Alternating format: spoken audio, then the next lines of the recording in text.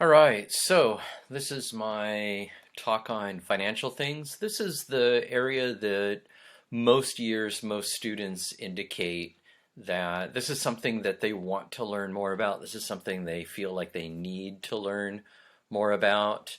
Um, I want to start off by saying that this is something that you will all learn about, and along the way, as long as you're willing to ask for help and ask questions and search for information, you'll be fine. Like, you don't need this lecture, really, in a sense. But I do have some ideas for how to live. My categories are, I'm not going to talk about banking because banking is so different in every country, and it's something that it's really not difficult. I'll just summarize like this. To start a bank account, you just need to walk into the bank with some identification and some money, really.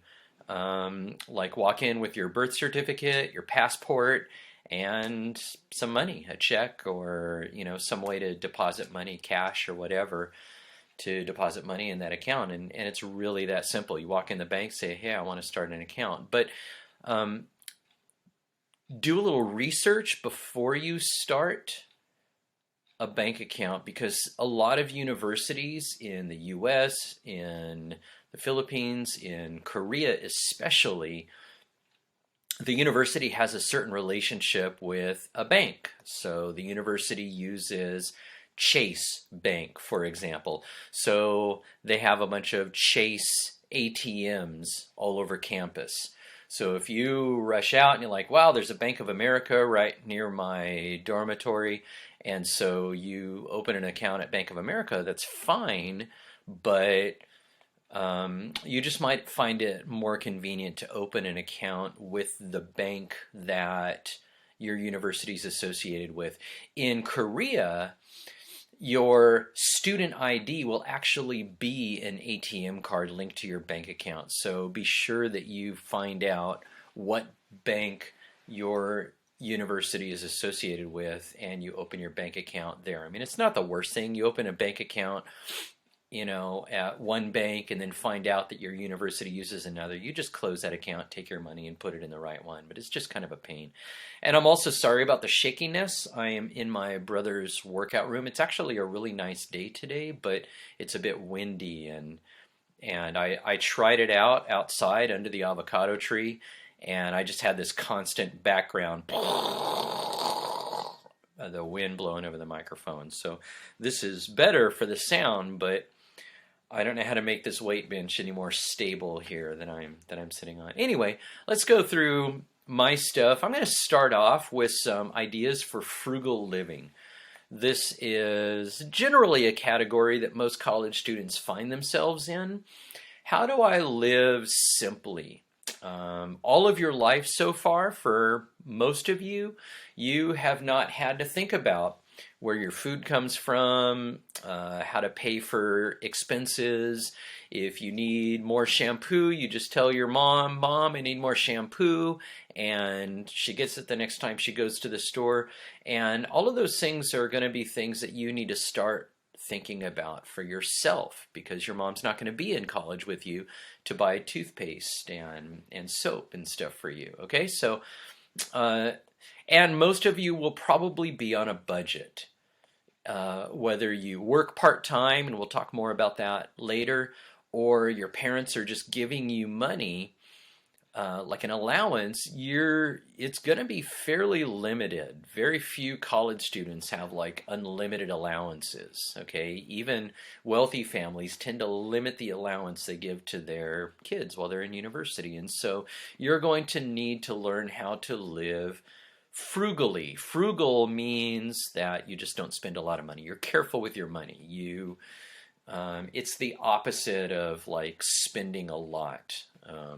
And yeah, so first of all, you guys, self-discipline and self-control.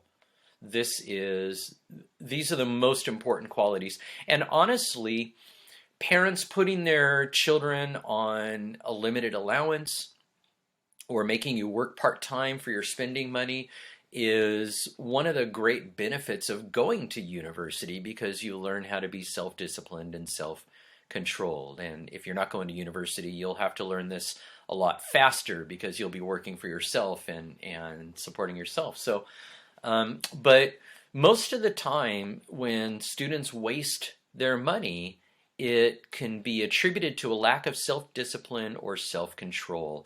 When you get to the end of the month and you don't have any money left, or even worse, you get like halfway through the month and you don't have any money left, I could, if I sat down and interviewed you, I could find the basic problem of why you ran out of money too soon, and that basic problem would be these two characteristics: self-discipline and self-control. And so really learn these things in terms of your financial responsibility while you're in college, because these things become much more important after college in your adult life, when you have a job, when you have a career, when you have a wife and you have children and you have, maybe car payments or mortgage payments on a house. That's when you really need self-discipline and self-control. In college, if you run out of money halfway through the month, man, you can borrow from your friends, you can eat Cheese Whiz and Skyflakes for a week, But when you have a family and you have kids, you can't run out of money halfway through the month. It doesn't work. So you need to learn these lessons now in the next 4 years before you have those kinds of responsibilities. Okay, so self-discipline and self-control, and all of my other ideas for frugal living can probably be categorized under these two things. All right, this is huge, you guys. Avoid vending machines. Avoid vending machines. They are the worst. In class, I will usually ask the students, how much do you think the markup is on items in vending machines? So in other words, the one who owns the vending machine buys that bag of chips for 10 pesos, and how much does he mark it up to put it in the vending machine? Okay, now in the United States, how much, I really want you to think about this, like make a guess, have a percentage. Okay, what percentage do you think they mark up items in vending machines? Okay, I hope you have a number in your head, because it's always low. Okay, items in vending machines, depending on the location of the vending machine, depending on the items in the vending machine, are typically marked up between 100% and 800%. Okay, it's true. Some items in vending machines are marked up 800%. And if you left home without eating breakfast, without packing a lunch or packing snacks in your backpack, and it's like 10 o'clock and you're like, I'm starving, then you're going to be tempted, because look at these vending machines. You don't put money in, you can put money in them, but generally you just swipe your ATM card. Boop. And I get my bag of chips. It's instant gratification. And because you're not actually handling money and you don't see it leave your wallet and go into a machine, you have a tendency to spend that more easily. Okay, so as just a basic rule, you guys, do not ever buy something from a vending machine. It's the dumbest thing you can do with your money. Okay, coupons. When I was a kid, you would cut the coupons out of the newspaper, and I think you can still do that. But now you can go online, and I just Googled online coupons, and I found this website, and I looked up categories, and it's like, oh, you want makeup, you want shampoo, food items, all kinds of things you can just go and get a coupon for. So, like, you're going to buy shampoo anyway. Why not go online and find a coupon for something that you can save $1, $1.50, $3, or something like that? But be careful, okay? Because there are brands of shampoo. I don't know if you're like snooty about your shampoo, but like I know that I can buy a bottle of shampoo here in the US for about $3, okay, for cheap shampoo. And I mean, look at my hair. cheap shampoo's fine for me. If you have, whatever Pantene hair, then maybe you have to, spend some more money on your shampoo. But for me, I can buy a bottle of shampoo for $3. Now, what I don't want to do is go online and find a coupon for $1.50 off a $6 bottle of shampoo. Okay, you see what I mean? Because then I'm going to be spending more than I needed to. So it takes a little practice, but people who, I don't know if you've ever seen any of these shows or videos or anything, extreme couponers, I think that's what they're called, where they will save hundreds and hundreds of dollars by using coupons and looking online for discounts and stuff like that. Groupons in Korea. I Googled coupons in Korea. I Googled coupons in the Philippines. And, you can find stuff. Stuff in the Philippines is more like places to go.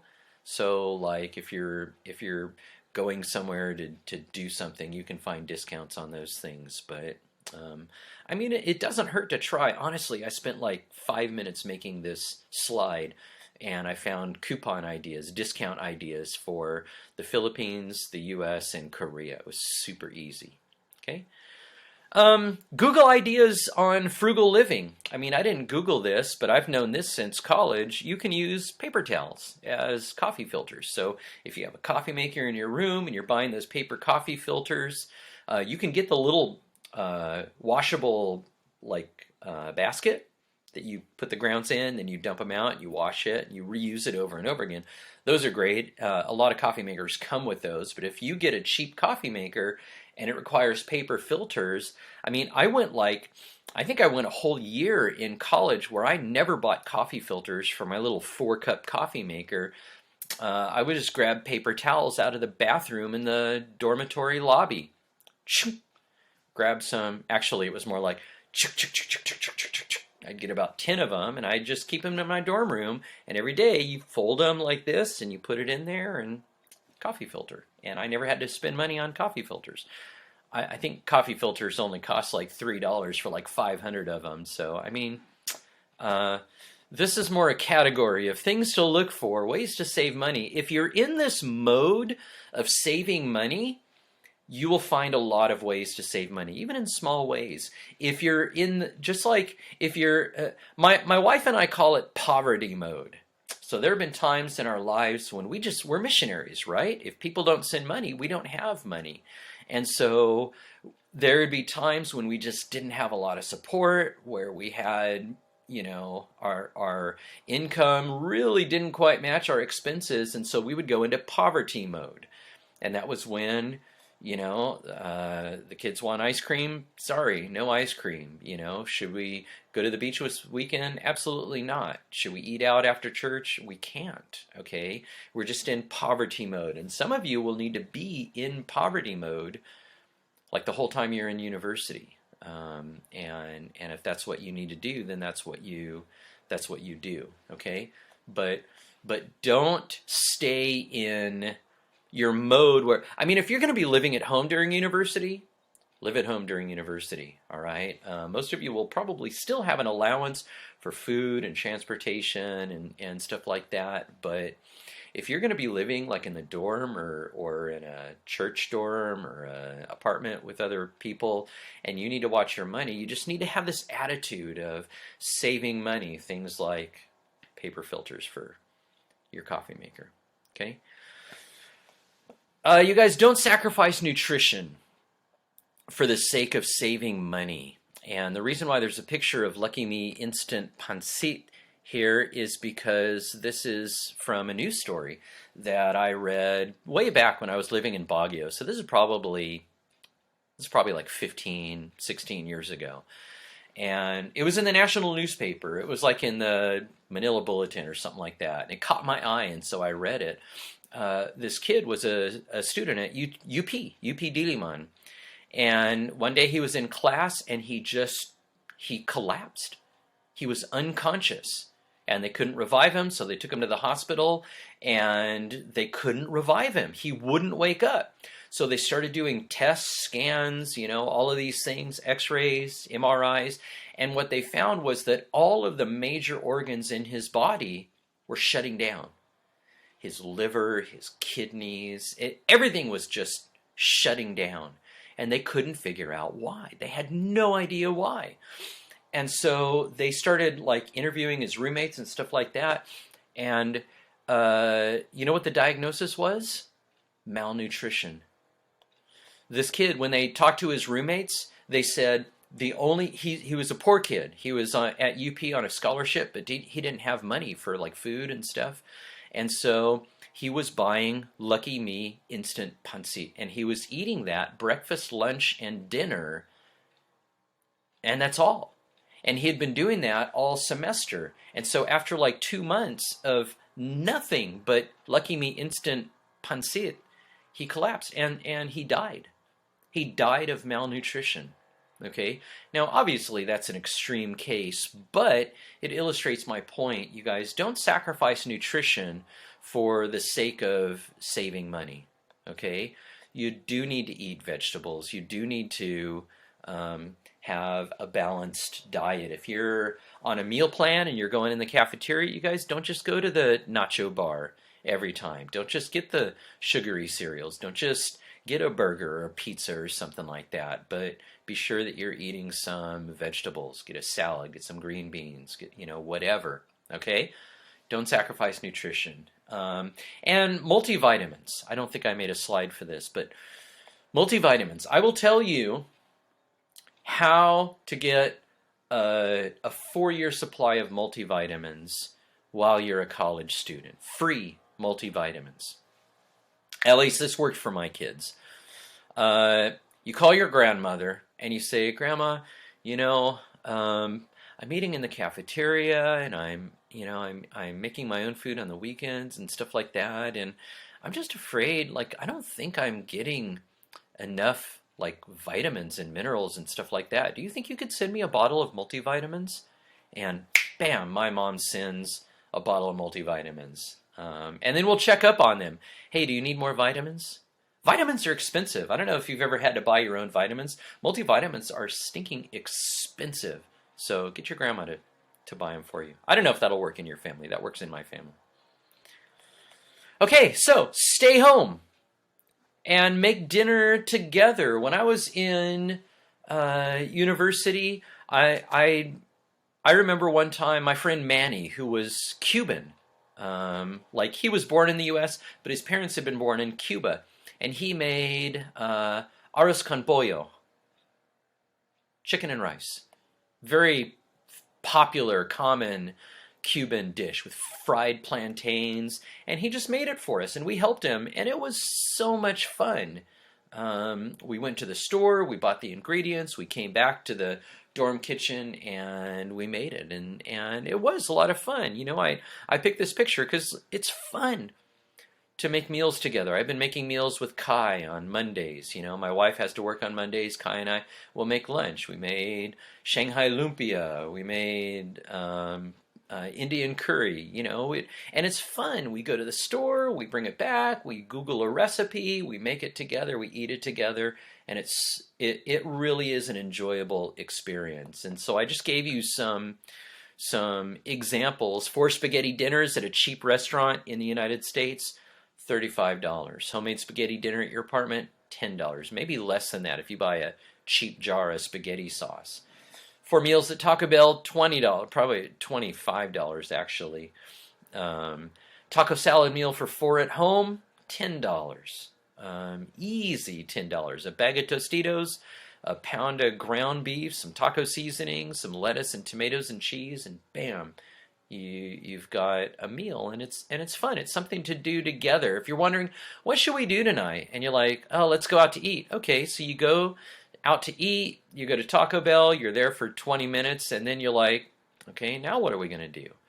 But if you go to the store and buy all this stuff and bring it back and cook it and eat it and wash the dishes and all of that, it takes a couple of hours, and it's fun. It really is. If you can, pack your lunches. Pack your own lunches. It's going to save you so much money. There will be restaurants on campus. There will be vending machines on campus. There will be restaurants just off campus.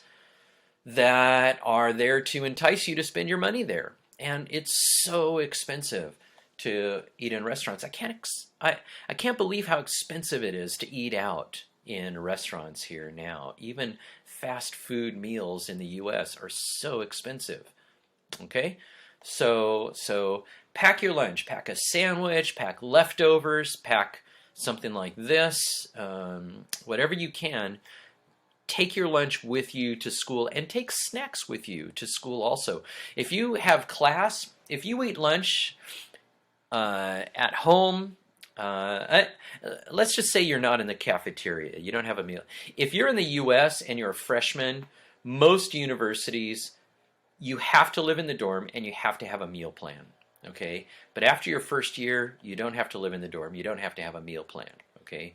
So if you're in the dorm, if you have a meal plan, you don't need any of this advice, okay? Because you just go in the cafeteria, you've already paid for it, eat your vegetables, that's it. But if you are in a situation where you have to, you know, get your own food, like your second year, you move into an apartment, and now you're responsible for your own meals, that's what I'm talking about. Packing a sandwich or something like that. My daughter is taking her meals to school with her every day, and she'll pack a sandwich, or the other day she made a couple of hot dogs and, you know, just had those when she was there. When we made Indian curry, like she just made her little like this and took it to school and ate it for lunches for a couple of days. Okay? Pack your own lunches. Bring your own coffee. All right, to illustrate this. So a grande coffee at Starbucks. I'm going to take my notes down here, sorry. $3.65 per cup. This is in the US, okay? But if you buy a coffee maker, I looked this up on Amazon, $16.99 for your own coffee maker, so initial outlay, a bit of money. A thing of Folgers Classic Roast is about 18 cents per cup. So 25 cups of Starbucks, $91.25. 25 cups that you made your own, $4.50. Like there's no comparison. I thought I had a plus sign between the coffee maker and the Folgers. Now, if you're a coffee snob and you don't like Folgers and you want to buy some fancier brand, or you refuse to drink coffee unless the beans were ground, 30 seconds before they were brewed, then you're going to spend more money to brew it yourself, but you're still not going to spend as much as you would spend at Starbucks. And let me say this too, if you're a college student, you can't afford to be a coffee snob, okay? Get over your coffee arrogance and make your own coffee in your dorm room and learn how to enjoy cheaper coffee, okay? So, in fairness, I looked it up. In Korea, this is how it turns out. Whoa! Sorry. I'll go back to Korea. I forgot I had all the animations. So this is the Philippines. Where are we going? Okay, we'll stay in the Philippines. All right, so you buy your own coffee maker at that says SM Appliance Center under my face. And Rustans, you can buy this ground coffee for, it looks like 250 grams. And I figured it out, 77 pesos per cup. So not quite the savings that you would have otherwise. 77 pesos per cup. That doesn't seem right. Anyway, still cheaper to make your own. Let's go back to Korea, because okay. Starbucks in Korea has some of the most expensive prices of Starbucks all over the world, okay? If you ever go to Starbucks and buy coffee in Korea, I want you to hear Mr. Hong's voice in your head saying, "You are an idiot. You're an idiot for buying coffee at Starbucks," okay? It's probably a social thing, you're going there, and if the social pressure is such that you have to go there and buy coffee, man, get hot tea. Hot tea is cheaper than coffee. Get a tall hot tea, and it'll be half as much as this grande latte. Okay? But just your daily coffee, day by day coffee, make your own. Stop spending so much money on coffee. And especially if you're swiping your ATM card. I was going to talk about this later, but I'll talk about it now. My daughter Lindsay, when she was first in university at Illinois State University, she was going out to coffee all the time because that's what university students do. And she didn't have cash. She had her ATM card. And we were giving her an allowance, and her grandmother was giving her an allowance, and that was it. And one time my wife was talking to her on the phone, and she was, she needed shampoo or something. And she was like, Mom, can you get shampoo for me? Because we can buy shampoo on Amazon.com and have it delivered to her, and it's free shipping, and, and my wife was like, you get $300 a month. Why are you out of money? And Lindsay was like, I don't know. Well, what are you spending your money on? Well, she didn't have a car then. That was her first year. Mostly just, buying lunch at school or going to coffee with my friends. Or no, she was on a meal plan. I don't know, but somehow coffee came up. And my wife was like, how much do you spend on coffee? And Lindsay was like, I don't know. Because she was just swiping her card every time she went. And individually, she wasn't going to Starbucks. She was going to a local coffee place, and it wasn't as expensive. But even at a local coffee place, you're spending $350 to $450 for a cup of coffee. And she was going, and she was just swiping her card,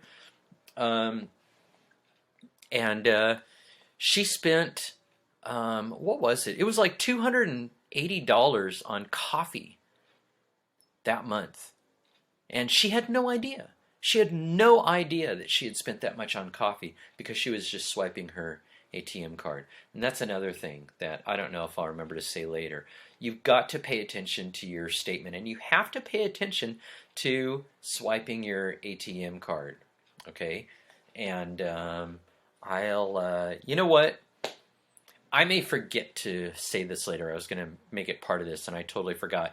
I normally have an assignment second semester that I give to you in January, where I make you download a budget app, a budgeting app onto your phone. There are some free ones, there are some cheap ones.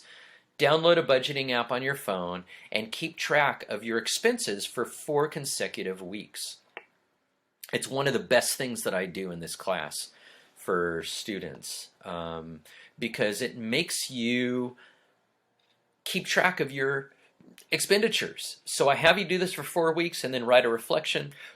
And students always in their reflection, they're like, I'm so glad we had this assignment, because I had no idea that I spent that much money on food. I had no idea that I spent that much money on entertainment.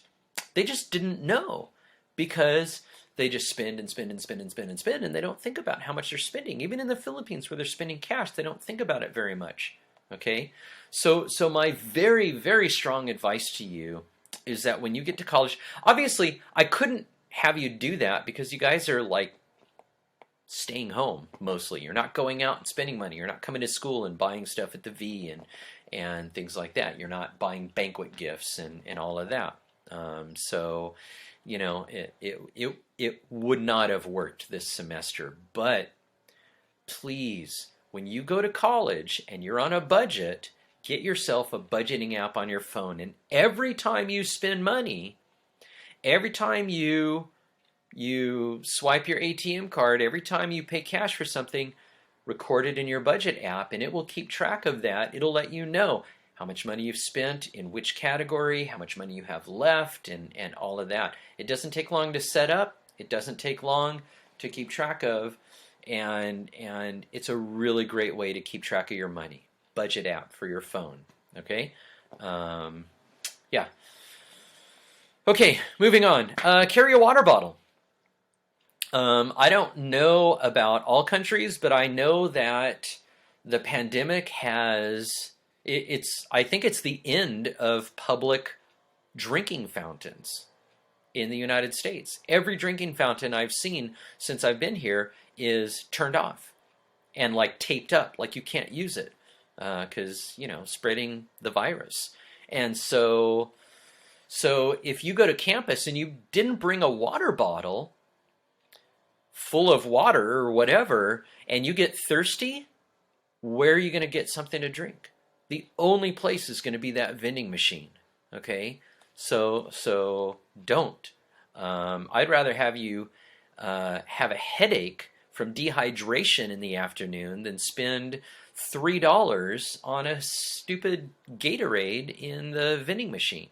Okay, when you could have gone and bought your own Gatorade for, you know, 60 cents at the grocery store and brought that with you. Okay, so bring your own water bottle. You guys, avoid the cafeteria. It's way more expensive. They're gorgeous. This is an actual college cafeteria in the U.S. I can't remember. It was a Christian college in Wisconsin, whatever that is. I recall. Okay, gorgeous. Isn't it beautiful? And this is what colleges do, because colleges try to entice students to come by having a good cafeteria. Now, no matter how good the cafeteria is, you're going to get sick of the food. Because when you come to visit the campus and they're like, hey, let me get you lunch in the cafeteria, and you see this, you're like, oh my goodness, this is amazing. And it is, it's amazing, and everything tastes good. But when it's the same thing week after week, you just get tired of it. So it might still be good, delicious food, but you just get tired of eating the same thing over and over again, okay? So, again, like I said, if you're a freshman, you probably have to have a meal plan, but once you're not a freshman anymore, opt out of the meal plan. I mean, this is if you're on a budget, right? Get your own apartment, opt out of the meal plan, because it's just so expensive, okay?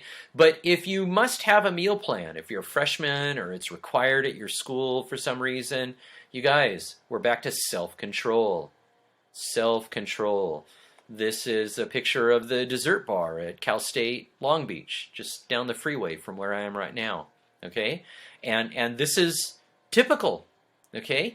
When I went to college, I mean, they didn't look like this. This looks like a French pâtissier or something like that. But when I went to my tiny little Bible college, we had an all-you-can-eat dessert bar. And racks of donuts and brownies and cookies and cake, soft-serve ice cream machine, like get your own ice cream with sprinkles and peanuts and chocolate syrup and caramel. And I mean, all you want. All you can eat, everything that you want, as much pizza as you want, as much nachos as you want. If you like tortilla chips with that nacho cheese sauce on it, you can have that for dinner. Your mother's not there. You can make a whole tray full of tortilla chips and dump the cheese sauce on there. But it's not good for you, and you're going to gain a ton of weight.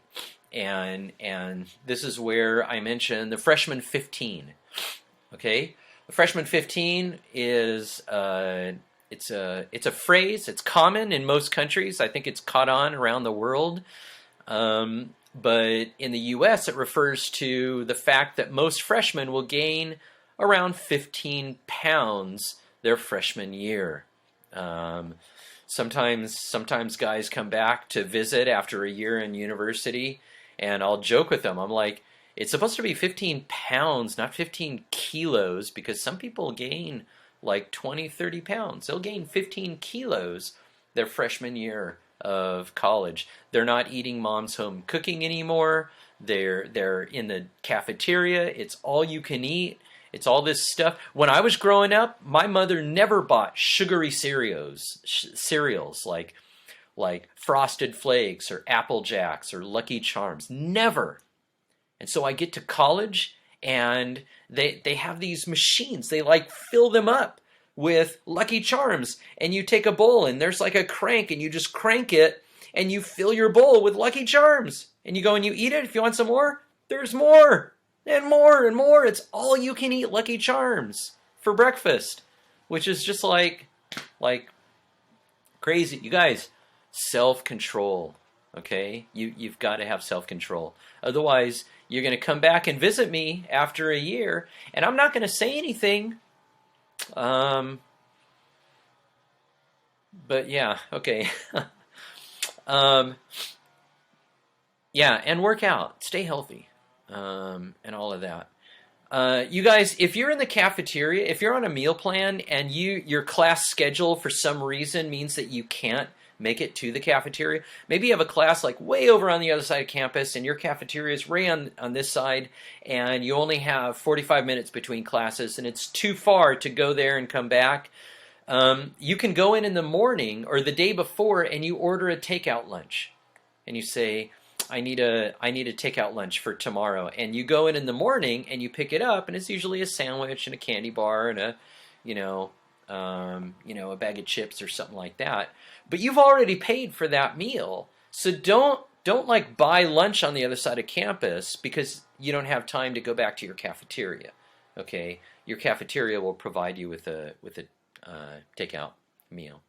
Okay. So some other ideas. So beyond, that was all just food. That was all just food stuff.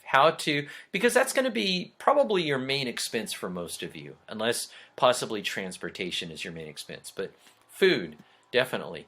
But you guys, shop online. You can save so much money shopping online. In the States, Amazon, in the Philippines, Lazada, in Korea, Coupang, Coupang, I don't know how to pronounce that. But like shop online. If you're in the States, join Amazon Student. Amazon Student is Amazon Prime, which they give free to college students for 6 months. So for 6 months, you get Amazon Prime free. That means that you get free 2-day shipping. You get sorry, I'm getting a notification here. You get free 2-day shipping. You get the Amazon Music, streaming music. You get Prime movies, all kinds of stuff that you get through Prime. 6 months for free. So, like I said, you run out of shampoo, you can go on Amazon and get shampoo. You can order your groceries through Amazon. You can get all kinds of things through Amazon. After your free 6 months, they give Amazon Prime Student to you. As long as you're a college student for 4 years, you can get Amazon Prime at half off. So it's like $59 a year instead of $110 a year. But if you're ordering a lot of stuff on Amazon, or if you're ordering a lot of stuff online and you're always paying for shipping, $3, $5, $4, $7 for shipping, it's likely that it'll add up to more than $59 in a year, and then you can still have the streaming music and movies and stuff like that. Okay, student discounts. You can get student discounts on all kinds of things, and so carry your ID with you. Wherever you go, carry your ID. In Korea, it's your ATM card, so you'll always have it. But if you go to a little Bible college or something like that, you have a hokey little student ID that's just like a laminated piece of paper, take it with you, because like movie theaters will give discounts for students. If you go to a movie, then you get a discount. The subway in Korea, you guys know this, you just pay a lot less for things. But if you go to like a water park or some fast food restaurants will give student discounts.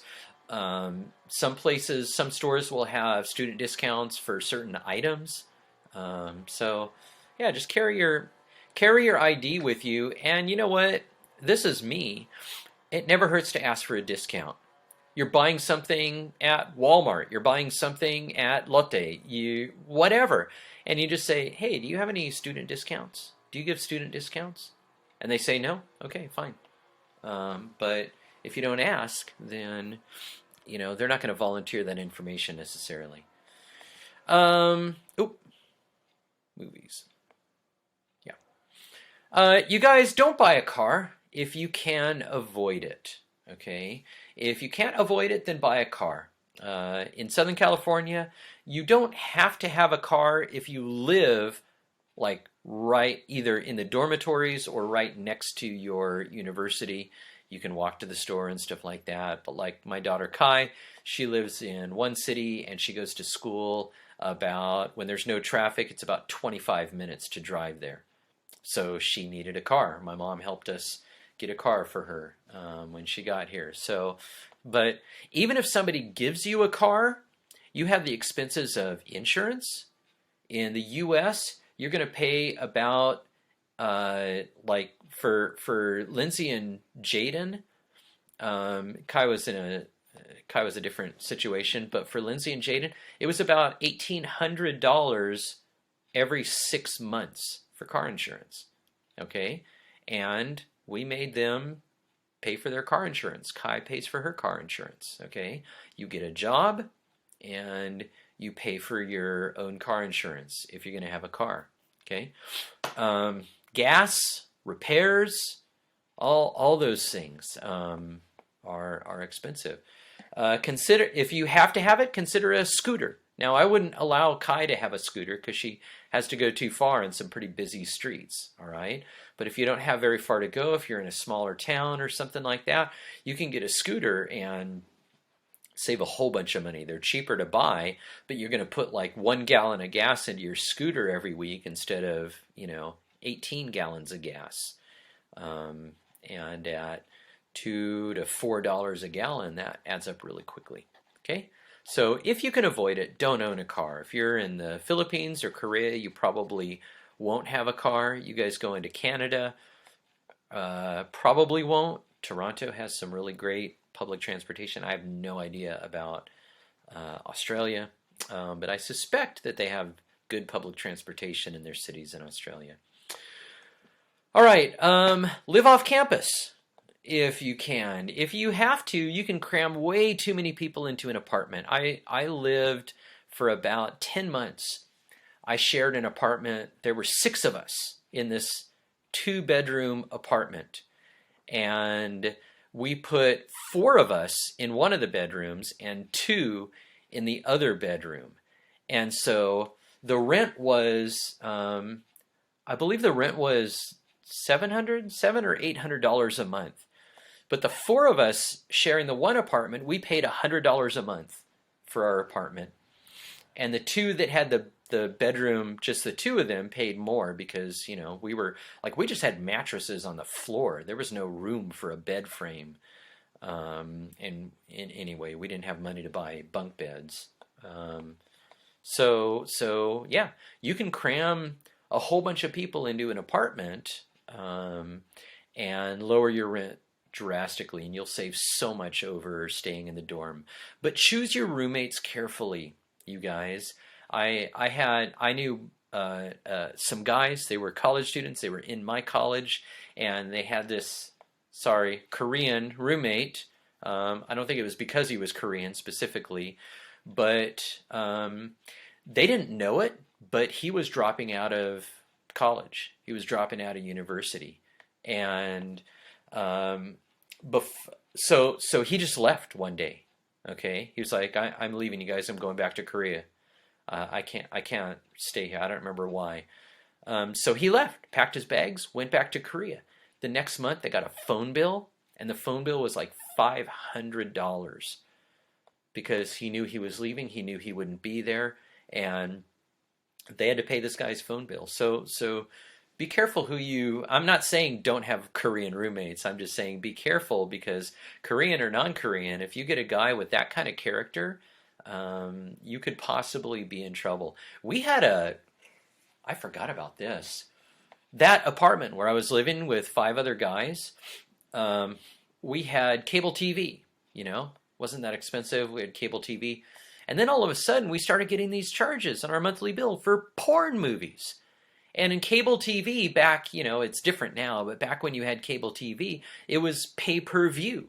You would pay for watching special movies or something like that, and you paid for porn. And so all of a sudden, we're getting these porn movies on our monthly cable bill, and we're like, hey, who the heck is watching porn? And it showed like the time, it gave the date and the time that these movies were purchased. It was like the middle of the night, like 2 a.m.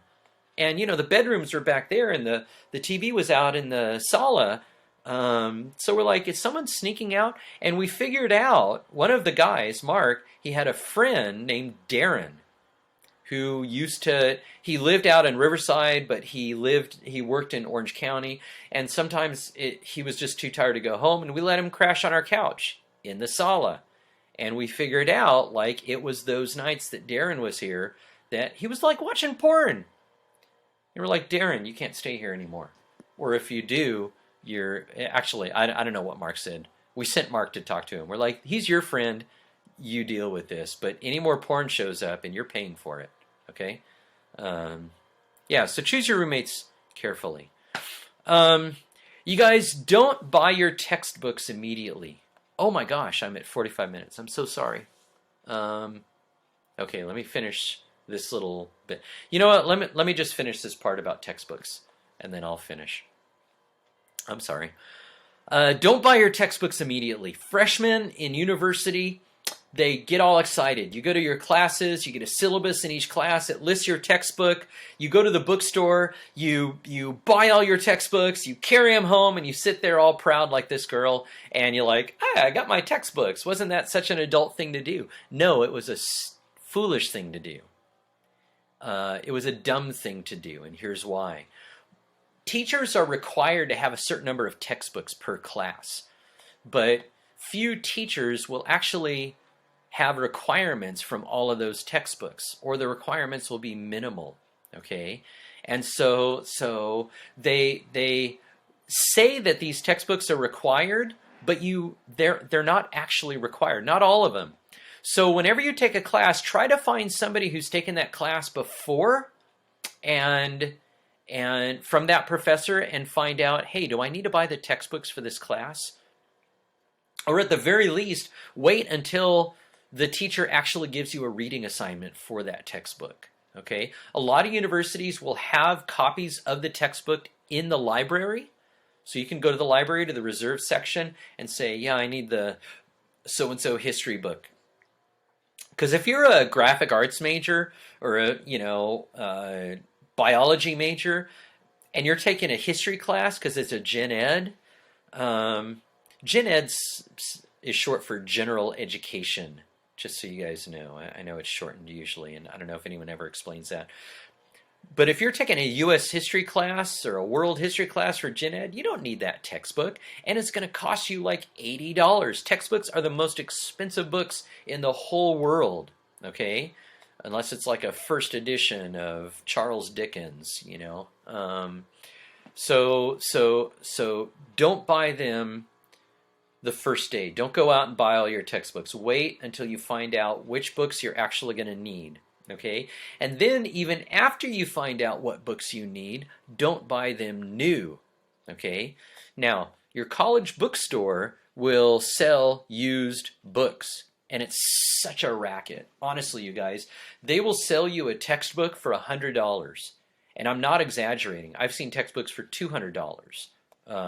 If you're an architecture major or something like that, man, you're going to pay $250 for a textbook someday. All right, that's in this country, and I'm in the United States. So they'll sell you your textbook brand new for $100. Then you come back at the end of the semester and you're like, "Hey, I heard you buy back textbooks." And they're like, "Yeah, we'll give you $10 for that one." And you're like, "All right, well, I don't really need this world history textbook, and $10 is $10." So you sell it to them for $10, and then if you come in to the used section of your college bookstore and you want to buy that world history book used, they'll sell it to you for $80. Okay? College bookstores are such a ripoff, okay? But you can find your textbooks used online, okay?